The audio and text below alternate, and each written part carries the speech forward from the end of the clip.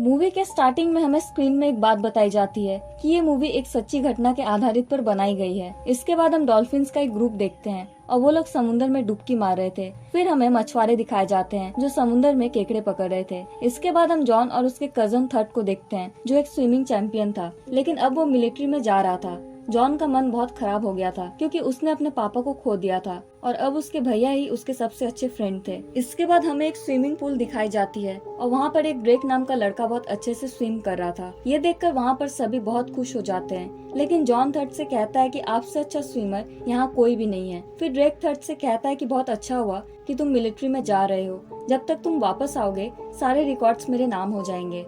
फिर थर्ड उसे कहता है कि तुम कोशिश कर सकते हो। इसके बाद थर्ड अपने फ्रेंड्स के साथ पार्टी करता है क्योंकि वो अगले दिन मिलिट्री ज्वाइन करने वाला था, लेकिन जॉन बिल्कुल भी खुश नहीं था, इसलिए वो गैरेज में आकर एक हेलीकॉप्टर का खिलौना रेडी कर रहा था। इसके बाद थर्ड वहाँ पर आकर जॉन को एक टूल बॉक्स देता है और उसमें स्क्रू ड्राइवर के जैसे बहुत सारे जरूरी टूल्स थे। ये देखकर जॉन बहुत खुश हो गया था। अगले दिन थर्ड मिलिट्री ज्वाइन करने के लिए निकल जाता है, लेकिन जॉन इतना ही गुस्सा हो गया था कि वो थर्ड से आखिरी बार मुलाकात भी नहीं करने आता है। थर्ड के जाने के बाद जॉन बहुत उदास रहने लगता है। फिर वो स्कूल के लिए निकल जाता है।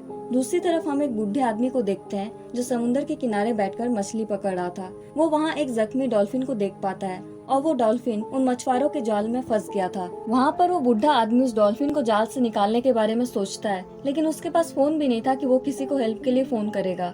तभी वहाँ से जॉन गुजर रहा था। वो जॉन को जल्दी से बुलाता है और फिर उसके फोन से मैराइन लाइफ रेस्क्यूअर्स को फोन करता है और कहता है कि यहाँ एक जख्मी डॉल्फिन पड़ी हुई है। इसके बाद जॉन उस टूल बॉक्स के टूल्स के हेल्प से उस डॉल्फिन के शरीर से वो जाल काटकर खोल देता है।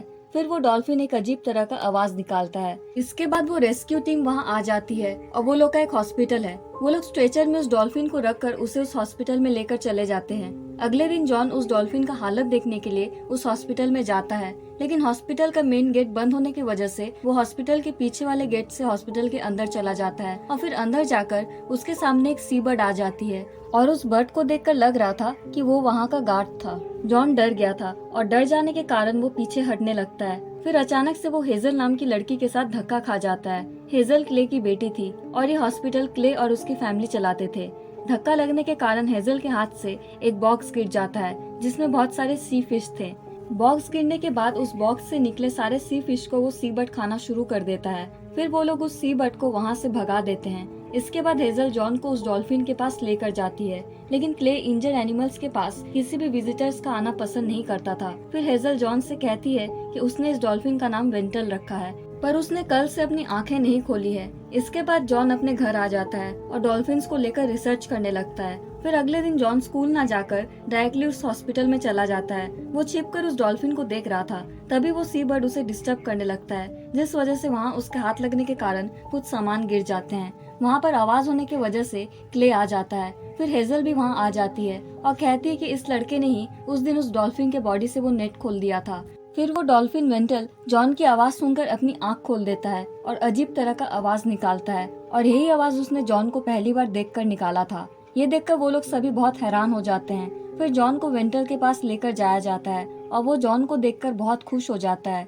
अगले दिन भी जॉन स्कूल मिस करके वेल्टन से मिलने के लिए चला जाता है, लेकिन वो हॉस्पिटल के अंदर जाकर देखता है कि हेजल वहाँ बैठकर रो रही थी। फिर हेजल जॉन को वेंटल के पास लेकर जाती है और कहती है इन्फेक्शन पूरे शरीर में फैल जाने के कारण वेंटल की पूंछ काट दी गई है। ये देखकर जॉन बहुत उदास हो जाता है। फिर क्ले जॉन को वेंटल के साथ कुछ टाइम स्पेंड करने के लिए देता है। उसके बाद क्ले अपनी कंपनी के एक बोर्ड मीटिंग में चला जाता है और वहाँ पर वो हॉस्पिटल की ओनर सभी से कहती है कि गवर्नमेंट अब इस हॉस्पिटल के लिए पैसे नहीं भेज रहे हैं और अगर ऐसा ज्यादा दिन तक चलता रहा तो हमें ये हॉस्पिटल बेच देना होगा। ये बात सुनकर वहाँ पर सभी का मन बहुत टूट जाता है। फिर क्ले हॉस्पिटल में वापस आकर वेंटल को दवाई खिलाने की बहुत कोशिश करता है, लेकिन वो क्ले के हाथ से दवाई नहीं खाता है।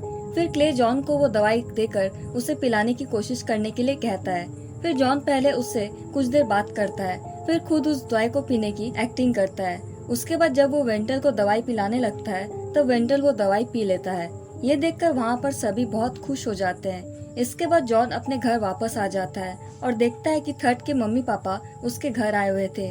वहाँ पर उसकी मम्मी लॉरेन उससे कहती है कि तुम्हारे स्कूल से फोन आया था और तुम लास्ट एक वीक से स्कूल नहीं जा रहे हो, तो तुम यहाँ से निकलकर कहाँ जा रहे हो। जॉन अपनी मम्मी को उस हॉस्पिटल में लेकर जाता है और वेंटल के साथ साथ कुछ और भी एनिमल्स को दिखाता है जो जख्मी हालत से बिल्कुल ठीक हो चुके थे। जॉन की मम्मी उसकी खुशी देखकर बहुत खुश हो जाती है, क्योंकि पहली बार जॉन अपने पापा के गुजर जाने के बाद इतना खुश हुआ था। इसके बाद जॉन की मम्मी जॉन के स्कूल जाकर उस टीचर को समझाने की कोशिश करती है कि जॉन अपने पापा के गुजर जाने के बाद पहली बार इतना खुश रहने लगा है, इसलिए आप उसे कुछ दिनों के लिए छुट्टी दे दीजिए।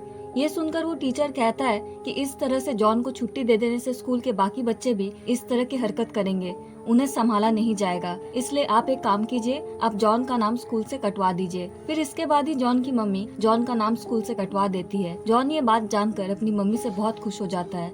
फिर जॉन वेंटल के साथ मुलाकात करने के लिए चला जाता है और वो वहाँ जाकर देखता है कि वेंटल अब बिना पूछ के ही स्विम कर पा रहा है। ये देखकर वहाँ पर सभी बहुत खुश हो जाते हैं। इसके बाद जॉन वहाँ अपने सारे खिलौने वेंटल के साथ खेलने के लिए ले आता है। फिर जॉन घर वापस आ जाता है और अपने घर वापस आकर देखता है कि वहाँ थर्ड की मम्मी आई हुई है। फिर वो वहाँ जान पाता है कि थर्ड ने एक एक्सीडेंट में अपना एक पैर खो दिया है। जॉन ये बात सुनकर बहुत उदास हो जाता है। इसके बाद वो वहाँ से वेंटल के साथ मुलाकात करने के लिए चला जाता है। वेंटल जॉन को उदास देखकर उसे हंसाने की बहुत कोशिश करता है। फिर जॉन वेंटल के साथ पूल में टाइम स्पेंड करके हल्का फील करता है। अगले दिन थर्ड को वेलकम करने के लिए पूरा घर को सजाने का काम किया जा रहा था और फिर वो काम अचानक से बंद किया जाता है। जॉन अपनी मम्मी से पूछता है कि सारी तैयारियां बंद क्यों की जा रही है। तब उसकी मम्मी कहती है थर्ड अब घर वापस नहीं आएगा, वो उस मेडिकल सेंटर में ही रहेगा।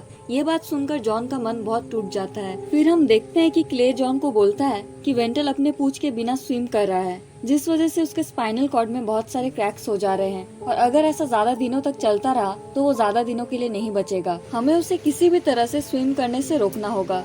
अगले सीन में हम देखते हैं कि जॉन अपनी माँ को लेकर थर्ड के साथ उस मेडिकल सेंटर में मुलाकात करने के लिए गया है।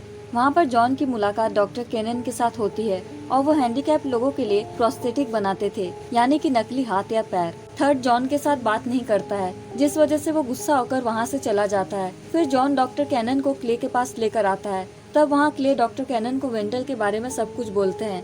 फिर डॉक्टर कैनन कहते हैं कि मैं इंसानों के लिए प्रोस्थेटिक बनाता हूँ। इस डॉल्फिन के लिए प्रोस्थेटिक बनाना इजी तो नहीं होगा, पर मैं कोशिश जरूर करूँगा। इसके बाद वहाँ जोरों शोरों से काम शुरू हो जाता है। फिर जब डॉक्टर कैनन घर वापस आते हैं तब वो देखते हैं कि थर्ड ड्रेक के रिकॉर्ड्स लैपटॉप में देखकर बहुत उदास होकर बैठा हुआ था। तब डॉक्टर कैनन उसे कहते हैं कि अगर तुम इस तरह से दूसरों के रिकॉर्ड्स देखोगे और खुद ही हार मान जाओगे तो तुम जिंदगी में कुछ भी नहीं कर पाओगे, तुम कोशिश करते रहो। अगले दिन हम देखते हैं कि डॉक्टर कैनन वेंटल के लिए एक प्रोस्थेटिक पूंछ लेकर आए थे। फिर वो लोग ये पूंछ वेंटल के ऊपर ट्राई करते हैं, लेकिन वेंटल को ये पूंछ बिल्कुल भी पसंद नहीं आया था, जिस वजह से वो इस पूंछ को तोड़ देता है। ये देखकर वहाँ पर सभी बहुत उदास हो जाते हैं। इसके बाद टीवी में दिखाया जाता है कि उनके शहर में एक बहुत बड़ा तूफान आने वाला है। इसी वजह से क्ले उस हॉस्पिटल को पूरा ढक देता है। फिर थोड़ी देर बाद वो तूफान रुक जाता है। क्ले जाकर अपने हॉस्पिटल के पीछे वाले हिस्से को चेक करता है और देखता है कि उनका पीछे वाला हिस्सा पूरा बर्बाद हो चुका है। फिर वो लोग सारी टूटी फूटी चीजों को एक जगह जमा कर रहे थे। जॉन देखता है कि थर्ड अपनी मम्मी के साथ उससे मुलाकात करने के लिए आया है। जॉन थर्ड को वेंटल के पास लेकर जाता है। थर्ड वेंटल को टच करता है और तभी वेंटल उसे अपनी कटी हुई पूंछ दिखाता है। ये सीन बहुत इमोशनल था। इसके बाद एक दिन फिर से उस कंपनी का बोर्ड मीटिंग होता है और वहाँ पर उस हॉस्पिटल की ओनर कहती है कि इस तूफान में हमारा बहुत लॉस हुआ है और इसी वजह से हमें ये हॉस्पिटल बेच देना ही होगा। अगर इन एनिमल्स को कोई दूसरे हॉस्पिटल ले लेंगे तो ठीक है, वरना हमें इन्हें मार डालना होगा। ये सुनकर सभी वहाँ पर बहुत उदास हो जाते हैं। फिर क्ले ये बात जॉन और हेजल को बताता है। वो लोग भी ये बात सुनकर बहुत उदास हो गए थे। इसके बाद एक लेडी अपने हैंडीकैप्ड बेटी को उस हॉस्पिटल में लेकर आती है। वो लेडी बहुत दूर से आई थी और वो लोग सिर्फ वेंटल को देखने के लिए वहाँ आए थे। जॉन उन दोनों को वेंटल के पास लेकर जाता है।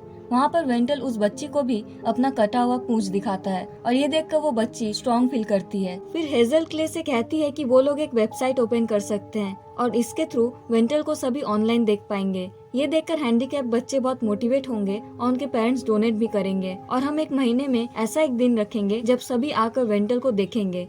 क्ले को ये आइडिया बहुत पसंद आता है। थर्ड की न्यूज चैनल से एक जर्नलिस्ट फ्रेंड थी। थर्ड उसे ये न्यूज पब्लिक कर देने के लिए कहता है। वो मान जाती है। फिर वो ये न्यूज टीवी में देती है। इसके थ्रू लोग वेबसाइट में डोनेट भी करेंगे और वेंटल को देखने भी आएंगे।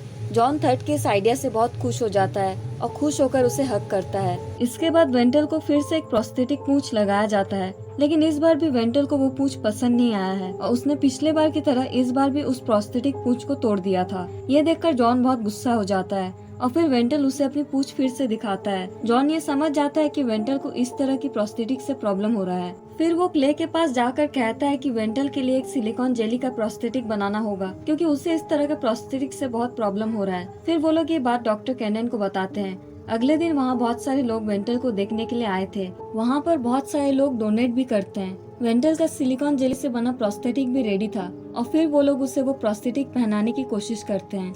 अगले पल वेंटल उस प्रोस्थेटिक का हेल्प लेकर बहुत फ्रीली स्विम कर पा रहा था। वेंटल को देखकर थर्ड बहुत मोटिवेट होता है और फिर अपना नाम स्विमिंग कंपटीशन में लिखवा लेता है। वहाँ से थर्ड जितने भी पैसे जीतेगा वो उस हॉस्पिटल में डोनेट कर देगा।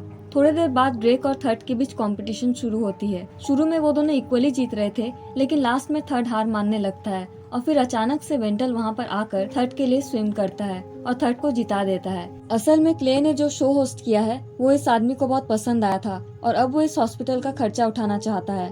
वो क्ले को ये हॉस्पिटल संभालने के लिए कहता है। क्ले ये बात सुनकर बहुत खुश हो जाता है।